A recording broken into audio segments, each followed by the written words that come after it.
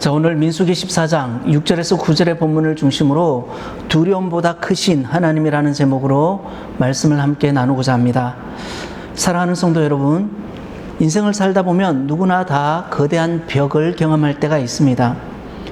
그 벽은 때로 우리가 예상하지 못한 모습으로 찾아오기도 하고 우리의 마음을 흔들고 더 나아가서 예수 믿는 사람들 같은 경우에는 그의 믿음까지도 흔들기도 하죠. 각 가정에서 만나는 벽들은 어떤 게 있을까요? 해결되지 않은 가정의 문제, 하나의 벽입니다. 또 어떤 분에게는 건강의 벽이 있을 수도 있습니다. 자녀를 향한 불안의 벽도 있고 또 직장에서 사람과의 관계 속에서 부딪히는 벽들이 있죠. 보이지 않는 교회의 미래, 이 또한 하나의 벽일 수도 있습니다. 자, 이러한 것들이 우리를 짓누를 때가 있습니다. 오늘 성경 본문에 나오는 이스라엘 백성들도 그랬습니다. 그들은 우리가 아시다시피 하나님의 크신 능력으로 애굽에서 해방되었고 또 홍해를 건넜으며 광야에서 만나를 먹었죠. 뿐만 아니라 구름 기둥과 불 기둥의 인도를 받기도 하였습니다. 그들은 수많은 기적의 여정을 하나님과 동행하는 가운데 경험했어요. 그리고 마침내 그토록 바라던, 꿈에도 그리던 그 약속의 땅 앞에 서게 됩니다. 이제 한 걸음만 내디디면 그 하나님의 약속의 말씀이 이루어지는 그 실체를 경험하게 되는 순간이기도 하죠. 자, 그런데 오늘 본문에 보시면 바로 그 문턱에서 이스라엘 백성들이 그만 멈추고 말았습니다. 12명의 정탐꾼들이 가나안을 살피고 돌아왔을 때 10명이 이렇게 보고합니다. 그 땅의 성벽은 높고 주민들은 강합니다. 우리는 그들 앞에서 메뚜기와 같았습니다. 자, 이 10명의 정탐꾼의 보고를 받은 백성들 어땠을까요? 그들 마음 가운데 두려움이 찾아오기 시작합니다. 하나님께서 행하신 수많은 기적보다 지금 자신들의 눈앞에 펼쳐진 그 현실이 더 크게 보였던 것이죠.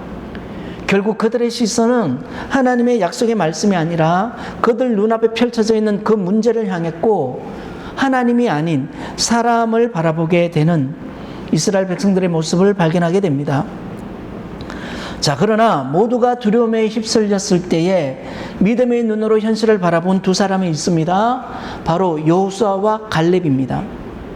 그들도 10명의 정탐꾼과 다르지 않습니다. 그들도 동일한 땅을 보았고 또 같은 거인을 보았고 난공불락과도 같은 성벽을 보았습니다. 하지만 그들이 내린 결론은 10명의 정탐꾼하고는 전혀 달랐습니다. 왜 그럴까요? 여러분, 10명의 정탐꾼은 자신들 눈앞에 보인 그 문제만 보았지만 이 여호수아와 갈렙은 그 문제 넘어 계신 하나님을 보았기 때문이죠. 그들은 한 걸음 더 나아가서 하나님의 약속을 붙들었고 자신들을 여기까지 인도하신 그 에베네셀의 하나님을, 그리고 그 하나님의 능력을 끝까지 신뢰했다라는 겁니다. 바로 이것이 10명의 정탐꾼과 다른 이 여호수아와 갈렙의 믿음이었습니다. 그래서 그들은 이렇게 외칠 수 있었습니다. 여호와께서 우리와 함께 하시면 우리는 능히 그 땅을 차지할 수 있습니다라고 백성들을 독려하고 있습니다. 여러분, 어쩌면 이 말씀은 오늘 이 시대를 살아가는 우리에게 던지는 질문일 수도 있습니다. 지금 여러분의 눈은, 당신의 눈은 무엇을 바라보고 있는가? 무엇을 바라보고 있습니까? 여러분, 우리도 사실 눈앞에 문제와 현실에 압도되어서 하나님의 약속을 잊어버릴 때가 있죠. 그러나 오늘 본문은 이 믿음의 사람과 그리고 두려움에 사로잡힌 사람의 차이가 어디에 있는지, 그 차이가 어디에 있는지 분명히 보여주고 있습니다. 오늘 우리는 이 말씀을 통해서 우리의 믿음을 한번 점검해 보는 시간이 되기를 소망합니다. 먼저 우리가 생각해 볼 수 있는 것은 믿음의 사람은 주어진 현실보다는 하나님의 약속을 바라본다는 겁니다. 오늘 7절에서 여호수아와 갈렙은 이렇게 외치죠. 우리가 두루 다니며 정탐한 땅은 심히 아름다운 땅이라. 여러분, 이 10명의 정탐꾼은 가나안의 거인과 그리고 견고한 성벽만 바라보았습니다. 하지만 이 여호수아와 갈렙은 그 땅을 주시겠다라고 약속하신 그 하나님을 바라보았습니다.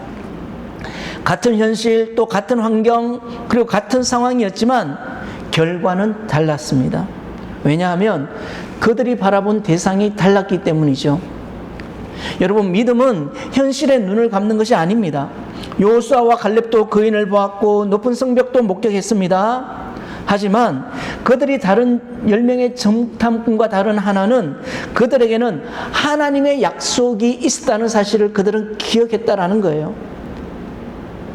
하나님의 약속은 무엇입니까? 내가 가나안 저 땅, 약속의 땅, 젖과 꿀이 흐르는 그 땅을 너희에게 주겠다라는 그 약속을 그들은 기억했다라는 거예요. 그 하나님의 말씀이 그들의 마음 깊은 곳에서 흔들리지 않았어요. 비록 눈앞의 현실은 두렵고 또 불가능해 보였지만 그들은 현실보다는, 눈앞에 펼쳐진 그 현실보다는 하나님의 말씀을 더욱더 신뢰했다라는 겁니다. 여러분, 믿음이란 현실이 없는 것을 말하는 것이 아니라 현실보다 하나님의 약속을 더 크게 보는 것, 그게 바로 믿음이다라는 것을 오늘 여호수아와 갈렙은 오늘 우리에게 도전을 주고 있습니다. 성경은 이러한 믿음의 태도가 무엇인지 분명하게 가르쳐 줍니다. 믿음은 자신의 계산과 또는 자신의 경험에 의지하는 것이 아니라 하나님을 신뢰하는 것이다. 그래서 잠언 3장 5절에서 6절은 이렇게 말씀합니다. 너는 마음을 다하여 여호와를 신뢰하고 내 명철을 의지하지 말라. 너는 범사의 그를 인정하라. 그리하면 내 길을 지도하시리라. 여러분, 우리도 살아가면서 때로는 우리의 눈과 또는 우리의 판단으로 볼 때 도저히 가능성이 없어 보이는 상황을 우리가 접하게 됩니다. 그래서 그 문제들 앞에서 우리 자신 스스로도 메뚜기와도 같다라고 느껴질 때가 있죠. 너무나도 작고 초라한 이 모습 속에서. 그러나 기억하십시오. 믿음의 사람은 문제만 바라보지 않습니다. 그 문제 넘어 역사하실 그 하나님을 바라보고 있는 것입니다. 그게 믿음이에요. 10명의 정탐꾼은 장대한 사람들과 견고한 성벽만 바라보았습니다. 하지만 이 여호수아와 갈렙은 그 모든 것보다 뛰어난, 그 모든 것보다 크신 하나님을 바라보았다는 거예요. 그래서 그들은 절망 대신 소망을 말할 수 있었고 두려움 대신에 믿음을 선택할 수 있었습니다. 우리가 잘 아시는 다윗이 거인 골리앗과의 싸움에서 많은 사람들이 그 골리앗의 그 외모를 보고 그의 그 어렸을 적부터 싸움에 능한 그것만 기억하고 골리앗 앞에 나가기를 머뭇거렸습니다. 왜요? 그 내면에 두려움이 있었기 때문에. 하지만 다윗은 어땠습니까? 다윗은 비록 눈앞에 보여진 그 골리앗의 거대함과 그 뛰어난 장군으로서의 그 기질을 그는 무시하지 않았습니다. 인정했습니다. 그러나 중요한 것은 다윗 눈에도 거대한 골리앗이었지만 그는 그 골리앗 너머에 계시는 하나님을 기억했다라는 거예요. 하나님을 바라보았습니다. 그리고 하나님의 말씀으로 선포하며 나아가죠. 너는 칼과 창과 단창으로 내게 나오거니와 나는 내가 모욕하는 만군의 여호와의 이름으로, 하나님의 군대 이름으로 내게 나아간다라고 선포하고 나아갑니다. 이게 믿음의 사람의 모습이라는 거예요. 여러분, 아브라함에게 하나님은 내 자손이 하늘의 별처럼 많아질 것이다 이렇게 약속하셨습니다. 그런데 현실은 어때요? 아브라함이 처한 현실은 그 약속과 너무나 멀어 보였습니다. 하나님 하늘의 뭇별과 같이 많은 자손을 약속하셨지만 지금 아브라함의 현재 상태는 아들이 한 명도 없는 상태입니다. 사라의 몸을 통해서 낳은 아기는 없어요. 아들은 없습니다. 이미 아브라함의 나이는 100세에 이르렀고 아내 사라 역시 여자로서의 태의 문이 오래전에 닫혔습니다. 인간적으로 계산하면 더 이상 그 어떠한 희망을 기대할 수 없는 상황이죠. 그럼에도 불구하고 아브라함은요, 현실 앞에 무너지지 않았다는 겁니다. 그는 자신이 처한 현실 또는 자신이 처한 형편보다 하나님의 말씀, 하나님의 약속을 더욱더 신뢰했습니다. 그래서 로마서 4장 20절과 21절을 보면 이렇게 그의 믿음을 증언합니다. 믿음이 없어 하나님의 약속을 의심하지 않고 믿음으로 견고하여져서 하나님께 영광을 돌리며 약속하신 그것을 또한 능히 이루실 줄을 확신하였으니.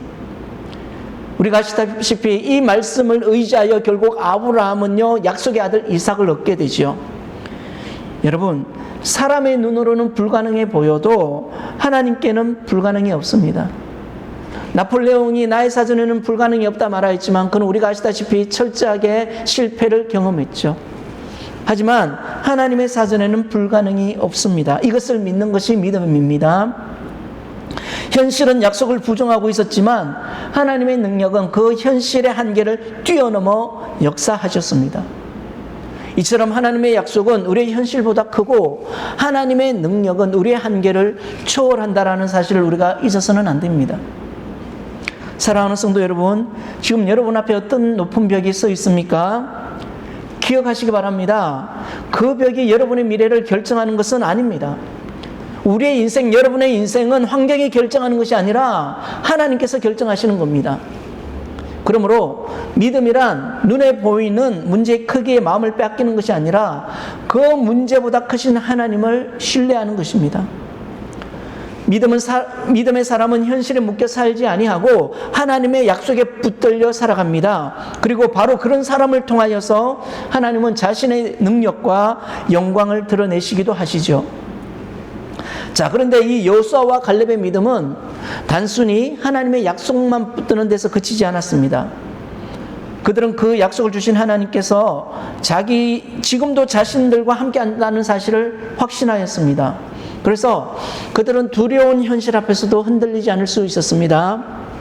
두 번째 우리가 생각해 볼 수 있는 것은 믿음의 사람은 두려움이 아니라 하나님의 임재를 의지한다라는 거예요. 오늘 본문 9절에 보시면 여호수아와 갈렙의 믿음이 가장 잘 드러나는 놀라운 선언이 기록되어져 있습니다. 여기에 보시면 그들의 보호자는 그들에게서 떠났고 여호와는 우리와 함께 하시느니라. 자, 여기서 보호자로 번역된 이 히브리어 말은 첼이라는 단어를 씁니다. 첼. 이 말의 뜻은 그늘, 피난처, 덮어주는 존재를 의미합니다. 뜨거운 광야에서 그늘이 사람을 보호하여 주듯이 누군가를 지켜주고 보호하는 안전한 울타리를 가리키는 표현이 바로 이 첼이라는 거예요. 보호자. 이 같은 단어가 시편 91편 1절에도 사용됩니다. 지존자의 은밀한 곳에 거주하며 전능자의 그늘 아래, 즉 첼 아래 사는 자요. 여러분, 여호수아와 갈렙은 가나안 족속을 바라보며 그들의 힘이나 군사력을 먼저 보지 않았습니다. 오히려 하나님께서 그들을 덮고 있던 이 보호의 그늘막이 거두어지는 것을 그들은 보았다라는 거예요. 그러면서 그들은 무엇보다 담대하게 선포합니다. 여호와 하나님이 우리와 함께하고 계신다라고 선포합니다. 바꿔 말하면 임마누엘이죠. 자, 임마누엘, 이것이 바로 그들의 담대함의 비밀이었다는 거예요. 거인이 작아서도 아니고 하나님이 함께 계셨기 때문입니다. 성벽이 낮아서도 아니고 하나님의 임재가 그딴 성벽보다 크다고 그들은 믿었기 때문인 것이죠. 하나님이 우리와 함께 하신다라는 이 고백, 여러분, 이 고백은 성경 전체를 관통하는 하나님의 가장 위대한 약속이면서 믿음의 사람들이 붙들어온 그들의 능력의 근원입니다. 야곱이 형 에서를 피해 홀로 도망하던 밤에 미래를 알 수 없는 두려움 속에서 베델에 누워있을 때 하나님 이렇게 말씀하시죠. 창세기 28장 15절에 내가 너와 함께 있어 내가 어디로 가든지 너를 지키며 너를 이 땅으로 돌아오게 할지라. 그리고 세월이 흘러 이스라엘 백성들이 바벨론의 포로 생활 가운데 절망과 두려움에 빠져 있을 때에도 하나님은 선지자 이사야를 통해서 동일한 약속을 주십니다. 이사야 41장 10절에 두려워하지 말라 내가 너와 함께 함이라. 그리고 우리 예수님께서 이 땅에 오셨을 때에도 여러분, 예수님의 이름을 가리켜서 성경은 마태복음 1장 23절에 이렇게 말합니다. 하나님이 우리와 함께 계시다. 즉 임마누엘이라고 예수님을 소개합니다. 여러분, 하나님께서는 단지 우리와 함께 하시겠다라고 말씀만 하신 것이 아니라 예수 그리스도를 통하여 친히 이 땅 가운데, 즉 우리 가운데 오셔서 그 약속을 이루어 주셨습니다. 그리고 우리 예수님께서도 승천하시기 전에 제자들에게 다시 한번 확실한 약속을 부어주셨죠. 볼지어다 내가 세상 끝날까지 너희와 항상 함께 있으리라. 여러분, 그 약속은 오순절 성령 강림을 통해서 더욱 분명하게 성취되어 있죠. 여러분, 이제 하나님은 멀리 계신 분이 아닙니다. 성령님을 통하여 우리 안에 거하시고 저와 여러분 우리의 삶 가운데 함께 하시는 분이 되셨어요. 그래서 히브리서 13장 5절에 하나님이 우리에게 주신 약속이 뭡니까? 돈을 사랑하지 말라고 말씀합니다. 있는 바 족한 줄 알라라고 말씀합니다. 그러면서 뒤에 따라오는 말씀이 뭐예요? 내가 과연 너희를 버리지도 너희를 떠나지도 아니하리라. 임마누엘이에요. 하나님 우리를 버리지도 아니하시고 떠나지도 아니하신다라고 약속하고 계십니다. 이 말씀을 여호수아와 갈렙은 붙잡았다는 거예요. 사랑하는 성도 여러분, 우리가 믿음으로 살아갈 수 있는 이유는 우리 삶에 아무런 문제가 없기 때문이 아닙니다. 우리보다 크신 하나님께서 지금도 우리와 함께하고 계시기 때문입니다. 우리는 그것을 믿는 거예요. 세상은 두려움을 말하지만 하나님의 말씀은, 즉 하나님의 임재는 우리에게 담대함을 줍니다. 이것이 바로 여호수아와 갈렙이 가질 수 있었던 믿음의 비밀인 것이죠. 여러분, 두려움은 언제나 나는 혼자다라는 생각에서 시작됩니다. 아무도 내 곁에 없고 아무도 나를 도와줄 리 없으며 이 문제를 나 혼자 감당해야 한다라고 느낄 때 두려움은 더욱더 커집니다. 하지만 여호와는 우리와 함께하고 계신다. 이 믿음의 고백이 마음 깊은 곳에 울려 퍼질 때에 여러분, 두려움의 무게도 달라지는 거예요. 이게 믿음의 사람들의 모습이죠. 비록 환경은 당장 바뀌지 않아도, 문제는 즉시 사라지지 않아도, 그러나 그 환경 속에서 또는 그 문제 속에서 함께 하시는 하나님이 느껴지기 시작할 때, 또는 하나님의 말씀이 귀에 들려오기 시작할 때 우리 안에 있는 두려움의 그늘은 조금씩 걷어지고 오히려 그 안에 무엇으로 꽉 차게 됩니까? 희망의, 믿음의 구름이 몰려오게 된다는 거예요. 믿음으로 바뀌게 되는 것이죠. 여러분, 성경에 이러한 믿음으로 살아간 사람들이 있었습니다. 바로 바벨론의 세 청년 사드락, 메삭, 아벳느고이죠. 자, 그들은 바벨론 왕이 세운 금신상에 절하라는 명령을 거부하였습니다. 그 결과 그들은 맹렬히 타는 풀무불에 던져질 위기에 처해 있었어요. 사실 사람의 눈으로 보면 얼마나 무섭습니까? 얼마나 두려워요. 자, 두려워 떨 수밖에 없는 그런 상황이었지만 그럼에도 그들은 왕 앞에서 조금도 흔들리지 않고 그들은 담대하게 고백합니다. 다니엘 3장 17절에서 18절에 보시면, 왕이여, 우리가 섬기는 하나님이 우리를 맹렬히 타는 풀무 가운데서도 능히 건져내시겠고 그리 아니하실지라도 우리는 왕의 신들을 섬기지 아니하겠나이다. 그들은 여러분, 그들의 담대함은 자신감에서 나온 것이 아닙니다. 하나님이 함께 하신다는 그 확신 속에서 믿음의 용기가 나온 거예요. 결국 그들이 풀무불에 던져졌습니다. 그런데 그때 왕은 놀라운 광경을 목격하게 되죠. 분명 그가 던진 사람은 3명이었는데 불 가운데 4사람이 걸어다니고 있는 거예요. 하나님께서 그들과 함께하고 계심을 왕조차도 보게 되었습니다. 여러분, 불은 여전히 뜨거웠습니다. 그리고 상황도 여전히 위험했습니다. 하지만 하나님께서 함께 하시는 순간 그 뜨거운 불조차도 그들을 삼킬 수가 없었던 것입니다. 사랑하는 여러분, 이것이 바로 하나님의 임재가 주는 은혜라는 겁니다. 믿음의 사람은 문제가 없는 삶을 사는 사람이 아닙니다. 그 문제 가운데서도 하나님이 함께 하심을 믿고 살아가는 사람, 그 사람이 바로 믿음의 사람이라는 거예요. 그래서 믿음의 사람은 두려움보다 하나님의 임재, 하나님의 은혜를 더욱더 의지하는 것이죠. 하나님이 함께 하시면 광야에서도 길이 되고 불꽃도 은혜의 자리가 됩니다. 그래서 그 위기조차도 하나님께 영광을 경험하게 되는 통로가 되기도 하죠. 오늘 성경 본문의 주인공 여호수아와 갈렙도 마찬가지였어요. 가나안 땅에 거대한 사람들이 갑자기 사라진 것이 아닙니다. 그리고 견고한 성벽이 무너진 것도 아니었습니다. 현실은 여전히 변하지 않은 그대로, 그 모습 그대로였어요. 하지만 그럼에도 불구하고 그들은 한 가지 사실을 굳게 붙잡고 있었습니다. 그게 뭐냐면 바로 하나님이 지금도 나와 함께하고 계신다라는 그 믿음. 여러분, 그 믿음이 그들에게 있었기 때문에 그들은 두려움 앞에서도 굴복하지 않고 담대함을 선택할 수 있었어요. 그런데 민수기 14장에서 시작된 이 갈렙의 믿음의 이야기는 거기서 끝나지 않습니다. 40년 광야 생활을 지나서 가나안 땅을 분배하는 자리에서도 갈렙은 다시 한 번 더 그의 믿음을 고백합니다. 여호수아 14장 12절에 보시면, 내 하나님 여호와께서 나와 함께 하시면 내가 여호와께서 말씀하신 대로 그들을 쫓아내리이다. 여러분, 이때 이 고백을 한 이 갈렙의 나이가 몇 살인 줄 아세요? 85세입니다. 하지만 그의 믿음은 조금도 변하지 않았어요. 그의 믿음은 조금도 늙지 않았습니다. 민수기 14장에서 외쳤던 믿음의 고백을 40년이 지난 후에도 여전히 붙들고 있는 거예요. 이것이 그의 믿음입니다. 오늘 우리는 어떻습니까, 여러분? 오늘 이 시대를 살아가는 현대 그리스도인들은 어떻습니까? 믿음이 쉽게 변질되진 않나요? 쉽게 타협하지는 않습니까, 현실과?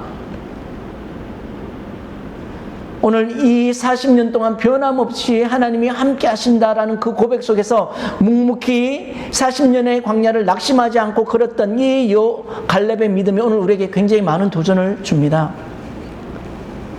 사랑하는 성도 여러분, 어쩌면 지금 우리의 삶도 이 광야와 같은 시간을 지나고 있는지 모르겠어요. 오랫동안 기도했지만 쉽게 응답되지 않는 문제가 있고요. 기도했던 만큼 변화되지 않는 현실이 있습니다. 또 오랜 시간 붙들고 있었지만 여전히 해결되지 않은 그 어려움들 앞에 우리가 지치고 낙심할 때가 있어요. 이 모든 게 뭡니까? 광야예요. 광야 40년을 우리가 지금 걷고 있는 거죠. 그래서 때로는 언제까지 우리가 기다려야 되는가? 이런 질문이 나오기도 하고 모든 것을 내려놓고 포기하고 싶은 마음이 들 때도 있습니다. 하지만 오늘 성경에 나오는 이 갈렙의 삶은 우리에게 분명히 말합니다. 하나님의 약속은 늦어지는 것 같아 보여도 결코 사라지지 않는다는 것. 그리고 하나님은 그 광야의 시간에도 여전히 우리와 함께하고 계신다는 것. 그러므로 여러분, 믿음의 사람은 현실만 바라보며 낙심하지 않습니다. 비록 보이지는 않아도 여전히 함께 하시는 그 하나님을 신뢰하며 오늘도 한 걸음 한 걸음 내딛는 사람, 그 사람이 바로 믿음의 사람인 겁니다. 마지막 세 번째 우리가 함께 생각해 볼 것은 믿음의 사람은 하나님께 순종하며 앞으로 나아간다라는 거예요. 오늘 말씀 9절을 보면 이 갈렙과 여호수아가 강력하게 이스라엘 백성들에게 경고합니다. 다만 여호와를 거역하지는 말라. 여러분, 여기서 히브리어로 거역하다라는 말은 마라라는 말을 씁니다. 마라라는 단어. 이것은 반항하다, 반역하다라는 뜻을 가지고 있죠. 그런데 우리가 아시다시피 이 이스라엘의 광야의 역사에서 이 반복되는 비극의 핵심 단어가 바로 이 마라입니다. 거역하는 것, 반역하는 것. 그래서 이 히브리서 3장 19절에 보시면 광야 세대가 실패했는데 그 실패의 이유에 대해서 이렇게 정리합니다. 이로 보건대 그들이 믿지 아니함으로 능히 들어가지 못한 것이라. 여러분, 광야 40년이 연장된 이유, 바로 눈앞에 가나안 땅이 있습니다. 이제 들어가기만 하면 되는데 그들이 그곳에서 삥 둘러서 40년 광야 생활을 합니다. 그 이유가 뭐라고 얘기합니까? 땅이 없어서가 아닙니다. 성경은 이렇게 얘기하죠. 그들이 믿지 아니함으로. 바꿔 말하면 그들이 믿음이 없었기 때문에 그들이 광야에서 40년 뺑뺑이 할 수밖에 없었다라고 이야기하는 거예요. 여러분, 불신앙은 불순종을 낳고 또 불순종은 하나님에 대한 거역이 되며 또 이 거역은 약속의 땅을 막는 거대한 장벽이 되었습니다. 오늘 본문 9절에서 갈렙과 여호수아는 두려워하지 말라를 두 번 반복합니다. 사실 성경 전체에서 두려워하지 말라라는 이 말씀은요 360회 이상 등장합니다. 여러분, 우리가 살아가는 1년이 365일이잖아요. 그런데 두려워하지 말라는 말이 360번 이상 나온다는 거예요. 바꿔 말하면 우리가 1년 내내 1년 365일 내내 하루하루 우리가 경험하게 되는 것이 뭐예요? 두려움이라는 거예요. 우리는 매일 두려움을 가지고 살아간다는 거예요. 겉으로는 그렇게 보이지 않는데, 괜찮은 것 같은데, 근데 그 내면에는 무엇이 있습니까? 두려움이 가지고 있다는 거예요. 두려움이 있다라는 거예요. 자리 잡고 있다라는 거예요. 근데 그에 못지않게 주어지는 말씀이 뭐예요? 두려워하지 말라는 거예요. 두려워하지 말라.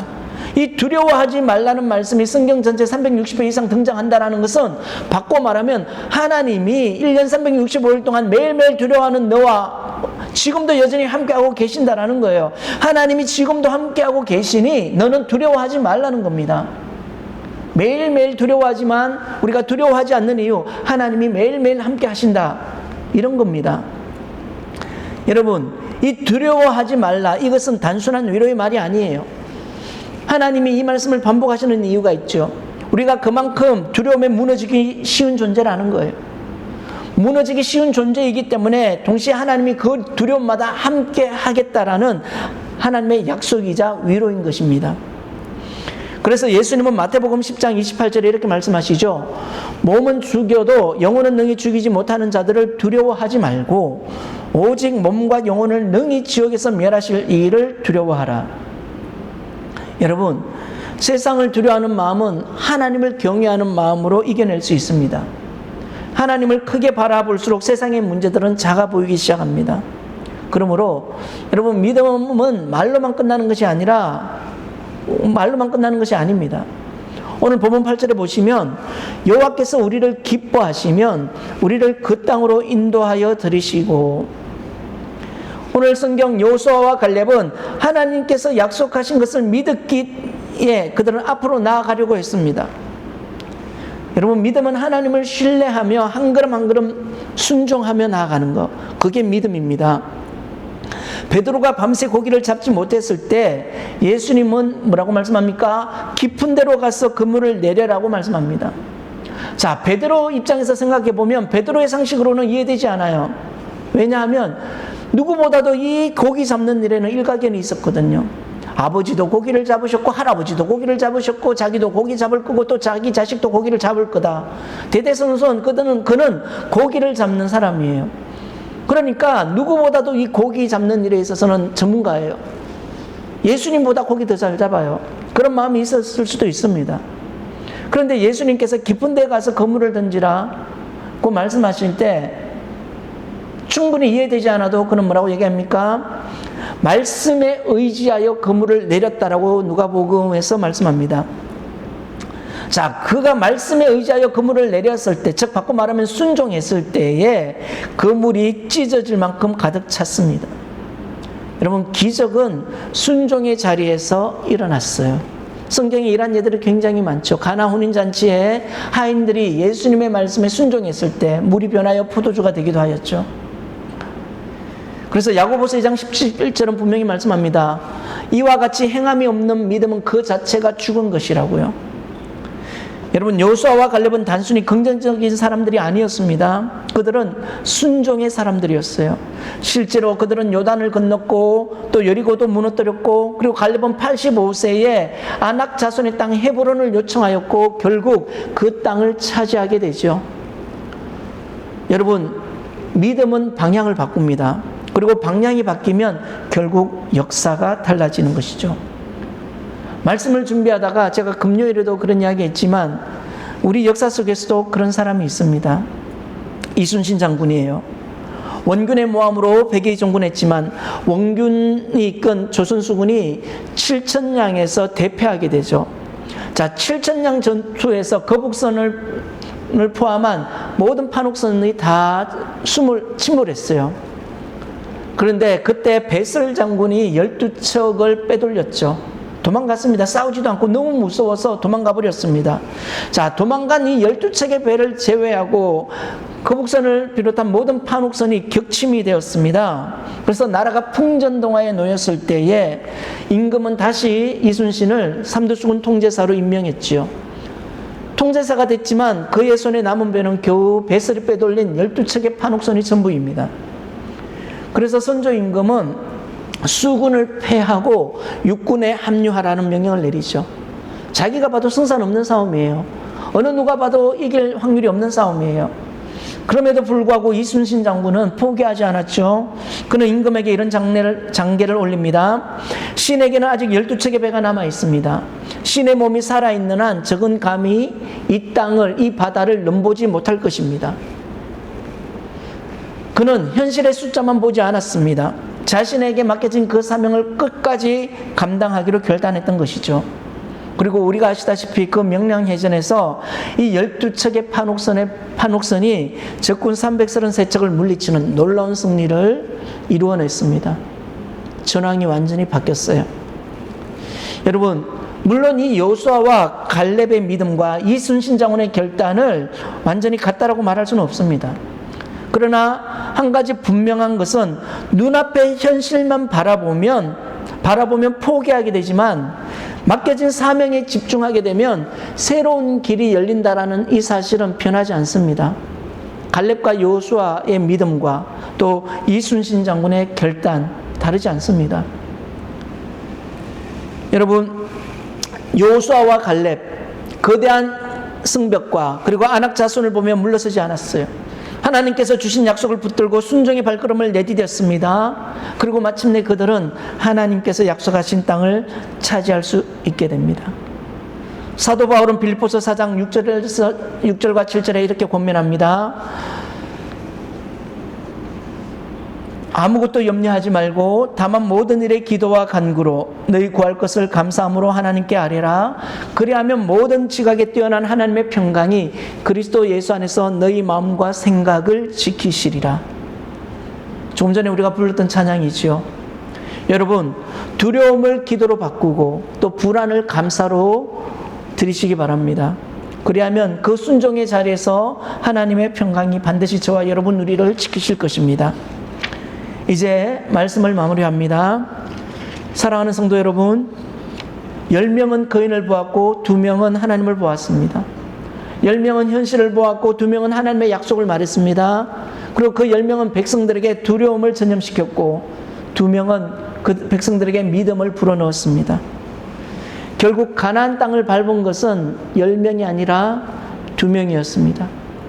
여러분, 역사를 바꾸는 것은 다수의 목소리가 아닙니다. 약속을 붙드는 소수의 믿음입니다. 오늘 우리 앞에도 가나안이 있습니다. 회복되어야 할 가나안 있죠. 어떤 분에게는 가정이 가나안이 될 수도 있습니다. 또는 건너가야 할 강의 가나안이 될 수도 있죠. 어떤 분에게는 사람과의 관계 속에서 건너가야 할 가나안이 있습니다. 어떤 분은 재정적인 어려움으로 그 재정의 강을 건너야 하는 가나안이 있죠. 또 우리 교회처럼 개척교회인 작은 교회는 개척해야 할 교회의 미래가 있죠. 가나안입니다. 그 모든 자리에서 우리는 두 가지 목소리를 들을 수 있습니다. 하나는 너무 크다, 또는 우리는 메뚜기 같다, 우리는 불가능하다, 이런 목소리와 또 하나는 아니다, 하나님이 지금도 우리와 함께하고 계신다, 그러니 너는 두려워하지 말라, 그리고 그 땅, 그 가나안은 우리의 것이 될 것이다, 이 목소리가 있습니다. 여러분, 갈렙과 여호수아가 광야 40년을 버틴 것은 딱 하나입니다. 하나님이 지금도 우리와 함께하고 계신다, 이 믿음. 그 믿음 하나가 그들을 약속의 땅으로 이끌었습니다. 오늘 우리도 이들의 고백을 우리의 것으로 만들어야 합니다. 여호와는 우리와 함께 하시느니라, 그들을 두려워하지 말라. 여러분, 환경보다 하나님을 크게 보시고 두려움보다 하나님의 임재를 먼저 붙드시고 망설임보다 순종을 선택하셔서 하나님의 역사를 오늘 우리의 삶 가운데 경험하기를 축복합니다. 그러면 그 자리에서 하나님께서 반드시 길을 여실 겁니다. 이 믿음의 확신을 가지시는 저와 여러분 되시기를 주의 이름으로 축복합니다.